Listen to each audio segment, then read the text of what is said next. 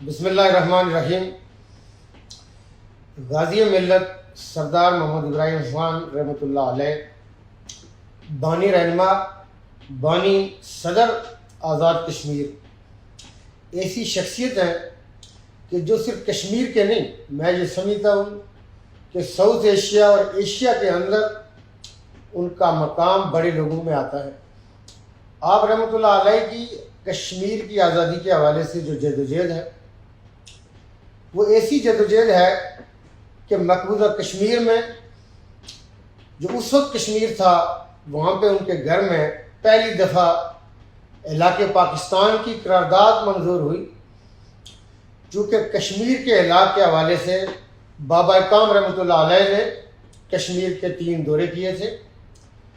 اور غازی ملت رحمۃ اللہ علیہ کشمیر کی جب یہ جنگ لگی اور مجاہدین نے ہندو فوج کے اوپر، مہاراجہ کی فوج اور جب ہندوستانی فوج نے انٹروین کیا تو آزاد کشمیر کے مجاہدوں نے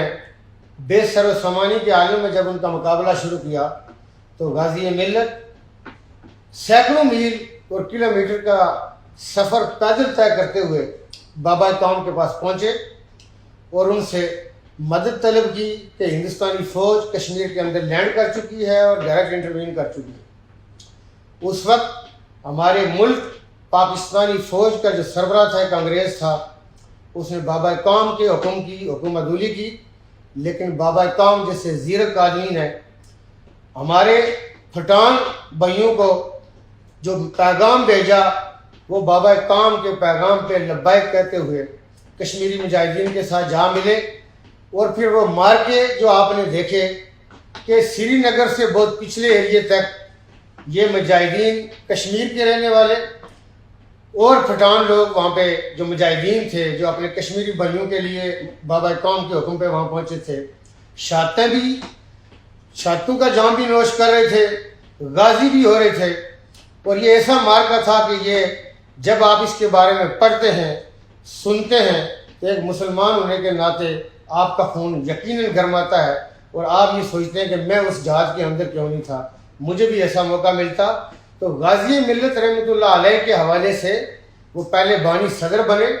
ایسی شخصیت جو اعلیٰ تعلیم یافتہ، جو انہوں نے 30s کے لیٹ میں بارٹ لا کیا ہوا تھا، اور کشمیر کی آزادی سے پہلے خان صاحب رحمۃ اللہ علیہ کے